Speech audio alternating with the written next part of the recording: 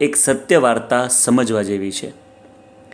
આફ્રિકાના એક અત્યંત અંતરિયાળ ગામમાં ખૂબ જ ગરીબ આફ્રિકનો વસતા હતા।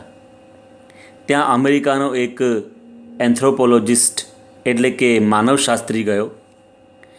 આ માણસ નૃવંશ વિજ્ઞાની તરીકે પોતે ત્યાંની માનવ જાતિનો અભ્યાસ કરતો હતો। એકવાર તેણે ત્યાંના આફ્રિકન બાળકોને ભેગા કર્યા અને રમત રમાડી।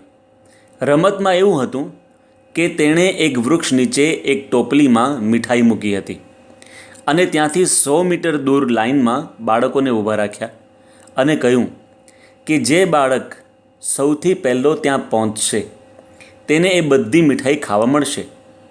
અને પછી કહ્યું, ઓકે, રેડી, સ્ટેડી, ગો। પણ ત્યાંના બાળકોએ એક આશ્ચર્યજનક ક્રિયા કરી। બધાએ એકબીજાના હાથ પકડ્યા અને સાથે દોડ્યા। એક સાથે વૃક્ષ નજીક પહોંચ્યા, મીઠાઈઓ સરખે ભાગે બધામાં વહેંચી અને એક સાથે જમ્યા। આ જોઈ પેલા માનવશાસ્ત્રી ખૂબ જ અચંબામાં પડી ગયા। તેણે પૂછ્યું, વાય ડીડ યુ ડુ સો? તમે બધાએ આવું કેમ કર્યું? ત્યારે એ આફ્રિકન નાના બાળકો એમની ભાષામાં બોલ્યા, ઉબન્ટુ, ઉબન્ટુ। આને સમજાયું નહીં એટલે એક વડીલને પૂછ્યું। ત્યારે તેણે કહ્યું, Ubuntu means how one can be happy when others are sad.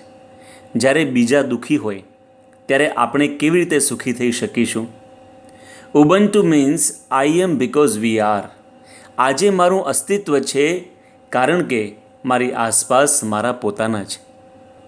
મારી આજુબાજુવાળા બધા સુખી હોય તો જ હું સુખી રહી શકીશ। પેલો માનવશાસ્ત્રી તો બધાને આશ્ચર્યથી જોઈ રહ્યો કે સાચા અર્થમાં બુદ્ધિશાળી તો આ લોકો છે। એટલે જ વિશ્વવંદનીય સંત વિભૂતિ પ્રમુખ સાંઈ મહારાજ કહેતા, in the Joy of others lies hour on, in the happiness of others lies hour on. બીજાના સુખમાં આપણું સુખ છે, બીજાના ભલામાં આપણું ભલું છે। પ્રમુખ સાંઈ મહારાજના ગુરુ યોગીજી મહારાજનું જીવન મંત્ર હતું, ભગવાન સૌનું ભલું કરો, માત્ર મારું નહીં, બધાનું સારું થાય, એ જ દિવ્ય વિચાર। જો આ વિચાર માણસ માત્રના જીવનમાં આવી જાય તો ઘરના ઝઘડાઓ શમી જાય। કારણ કે ઘરના બીજા સભ્યો દુઃખી હોય તો આપણે કેવી રીતે સુખી રહી શકવાના? બધા જ સુખી થાય આ વિચાર જો સમાજમાં બધાને આવે તો સમાજની સમસ્યાઓનું સમાધાન થઈ જાય। અરે દેશમાં કોમી રમખાણો બંધ થઈ જાય અને વિશ્વમાંથી આતંકવાદ અને યુદ્ધો નાબૂદ થઈ જાય। કારણ કે બીજાને દુઃખી કરનાર આ લોકમાં જ નહીં, આ લોક છોડીને પણ દુઃખી જ થાય છે। આ સનાતન સત્ય સિદ્ધાંત છે। માટે બધાનું સારું થાય એવો વિચાર, એવા પ્રયાસો બધા કરે તો આ પૃથ્વી પર સ્વર્ગની રચના થઈ જાય। આ જ વાતને એક વિશેષ દ્રષ્ટાંતથી સમજીએ। આફ્રિકાના એક ખેડૂતના ખેતરમાં દર વર્ષે ખૂબ સારો પાક થતો। તેની તપાસ કરી તો ખબર પડી કે તેનું બિયારણ સર્વશ્રેષ્ઠ હતું। પરંતુ આશ્ચર્ય એ વાતનું થયું કે આ ખેડૂત એ જ બિયારણ આજુબાજુના ખેતરના ખેડૂતોને મફતમાં આપતો હતો।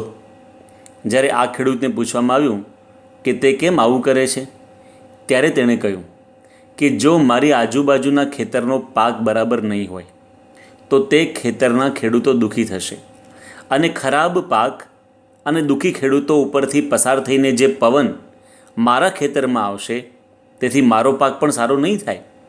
તેથી હું મારી આજુબાજુના ખેડૂતોને શ્રેષ્ઠ બિયારણ મફતમાં આપું છું। આપણી આજુબાજુના સારા વાતાવરણ અને સુખી મનુષ્યોને લીધે જ આજે આપણે સુખી છીએ। આ વાત સાયન્ટિફિકલી પણ પ્રૂવ થયેલી છે અને તેથી જ આપણા વૈદિક મંત્રોમાં આ જ વાત આપણને શીખવાડવામાં આવે છે કે સર્વેત્ર સુખિનઃ સંતુ, બધા જ જીવ પ્રાણી માત્ર સુખી થાય। સર્વે સંતુ નિરામયા, બધાના સ્વાસ્થ્ય સારા રહે। સર્વે ભદ્રાણી પશ્યંતુ, બધા એકબીજાનું સારું જુએ અને ઈચ્છે। માં કશ્ચિત દુઃખમ આપનુયાદ, કોઈ દુઃખી ન થાય। જો આ પૃથ્વી પરના બધા જ દેશોના મનુષ્યો એકબીજાને સુખી કરવાના વિચાર અને પ્રયાસમાં મંડી પડે તો આ દુનિયામાં કોણ દુઃખી રહે? ચાલો આપણે આપણા પોતાનાથી શરૂઆત કરીએ। આપણાથી કોઈ દુઃખી ન થાય, આપણે બીજાના સુખનું કારણ બનીએ, કારણ કે આઈ એમ બિકોઝ વી આર। આ જ સંદેશ સાથે જય સ્વામિનારાયણ।